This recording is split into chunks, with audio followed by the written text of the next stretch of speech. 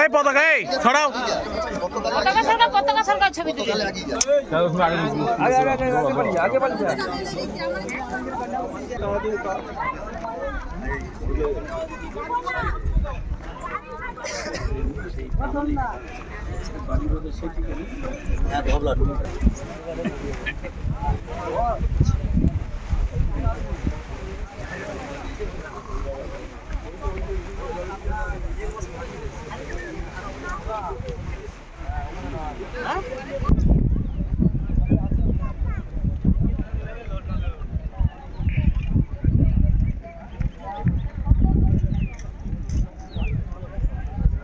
বড় করে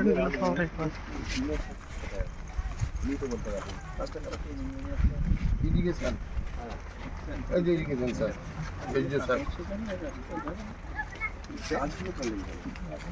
নদীর পাড়ের গাছ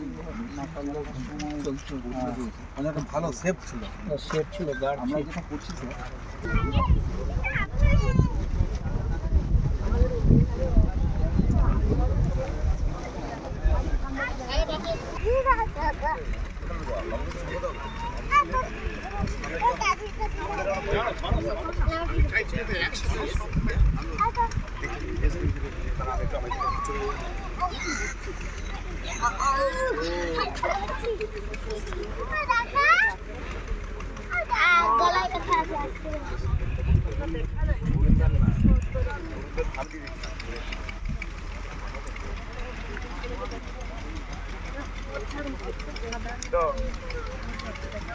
হলো কিছু আর করবো কেন এই চুপটা ভালো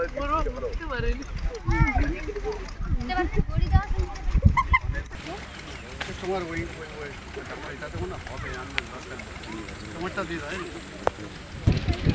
গামছার কাজ নেমে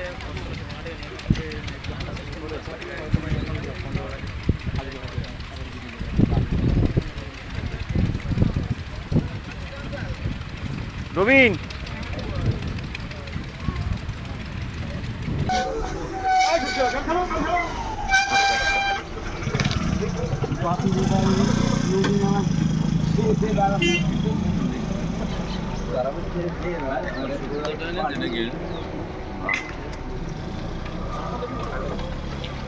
যে কোনো একটাই উঠতে হবে।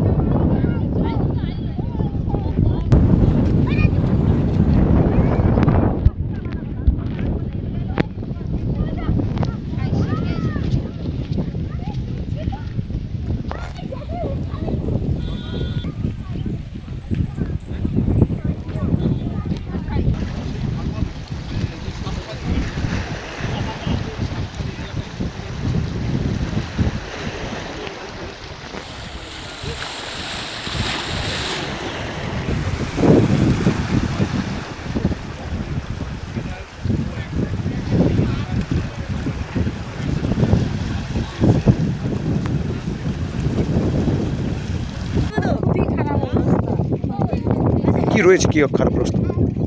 এই বাঁধ ভেঙে যাচ্ছে, বাঁধ ভেঙে জল ঢুকে যাচ্ছে, লোকের বরজ পাখি পুকুর নষ্ট হয়ে যাবে। ঝড় বৃষ্টির সময় বেশি আমাদের ক্ষয়ক্ষতি হয়। আমাদের নদীর ধারে ঘর, বেশিরভাগ ভয় লাগে বাঁধ ভেঙে জল ঢুকে যায়। আর এই যে ধস নিয়ে নিচে, এই তো বাঁধ সাইজ করছে, আবার এই তো ধস লেলিছে। কতটা আতঙ্কে রয়েছে? প্রচুর আতঙ্কে আছি আমরা।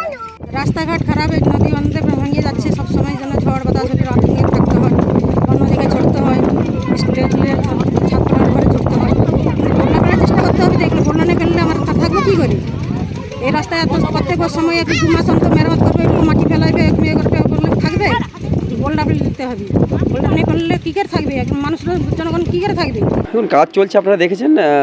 আরও কাজ যাতে ত্বরান্বিত হয় এবং কাজটা যত দ্রুত সম্ভব শেষ হয়, এবং সাথে সাথে আরও বেশ কিছু জায়গায় নতুন করে নদীবাঁধ সংস্কারের ব্যাপার রয়েছে। সেটার জন্যই মূলত আজকের আমাদের স্ট্যান্ডিং কমিটির সমস্ত সদস্যবৃন্দ, আমাদের মাননীয় মন্ত্রী, ইরিগেশন দপ্তরের স্ট্যান্ডিং কমিটির সম্মানীয় চেয়ারম্যান সমীর কুমার জানা সহ করে আমরা সবাই দেখলাম।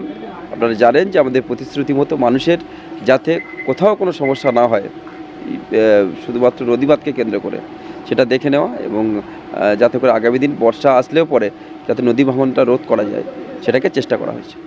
পাকা নদীবাঁধ করতে গেলে যে টাকার দরকার, সেই টাকা আমাদের মাননীয় মুখ্যমন্ত্রী মমতা বন্দ্যোপাধ্যায় আমাদের বারবার কেন্দ্রীয় সরকারের কাছে তিনি নিবেদন করেছেন, কিন্তু সেখানে কেন্দ্রীয় সরকার নীরব দর্শকের ভূমিকা পালন করেছেন। তাই আমাদের মাননীয় মুখ্যমন্ত্রী RIDF থেকে প্রায় 4,400 কোটি টাকা লোন নিয়েছেন বিভিন্ন দপ্তরের জন্য, তার জন্য সেচ দপ্তরও রয়েছে, যাতে কোনোভাবে এই যে সামনে মনসুন আছে আমাদের, সেই প্রেক্ষাপটে দাঁড়িয়ে এখানে যেটুকু কাজ হচ্ছে আমাদের সুন্দরবনের বিস্তীর্ণ এলাকার থেকে শুরু করে আমাদের গঙ্গার নিম্ন উপত্যকা যে সমস্ত জায়গা রয়েছে, সর্বত্র পশ্চিমবাংলায় যে কাজ হচ্ছে সেচ দপ্তরে, তা সমস্ত আমাদের রাজ্য সরকারের টাকাতে। এই নদীবাঁধ পরিদর্শন দেখে দেখে সাগরদ্বীপে মানুষেরা ক্লান্ত হয়ে গেছে। আগে এলাকার বিধায়ক, জেলা পরিষদের সভাপতি, পঞ্চায়েত সমিতির সভাপতি, এরা নদীবাঁধ পরিদর্শন করত। এত পরিদর্শন হয়েছে, তারা যদি একটা করে ইট নদী বাঁধে গেঁথে দিত তো নদী বাঁধ কিন্তু কংক্রিটের হয়ে যেত। এর আগে আমরা দেখেছি গঙ্গাসাগরে পাইলট প্রজেক্ট ঘটা করে পরিদর্শন করে, বিশাল এলাহি ব্যাপার। পাইলট প্রজেক্ট হলো, 6 মাস গেল না, 19 কোটি টাকা সেই জলের তলায় তলিয়ে গেল। আবারও সেই লোক দেখানো নাটক শুরু হয়েছে। আইলা বাঁধের টাকাগুলো কোটি কোটি টাকা নয়-ছয় করেছে, সেগুলো কোথায় গেছে? প্রত্যেক বছর বাঁধ রিপেয়ারিং এর টাকা ইরিগেশন ডিপার্টমেন্ট থেকে এসে সেগুলো যায় কোথায়? এর উত্তর দিতে পারবে না। এই সমস্ত পরিদর্শনের নাটক না বন্ধ করে ইমিডিয়েট যাতে গঙ্গাসাগরের নদী বাঁধগুলো কিভাবে কমপ্লিটেড করা যায় তার ব্যবস্থা দ্রুত করুন, তবে গিয়ে সাগরদ্বীপকে যদি রক্ষা করা যায়।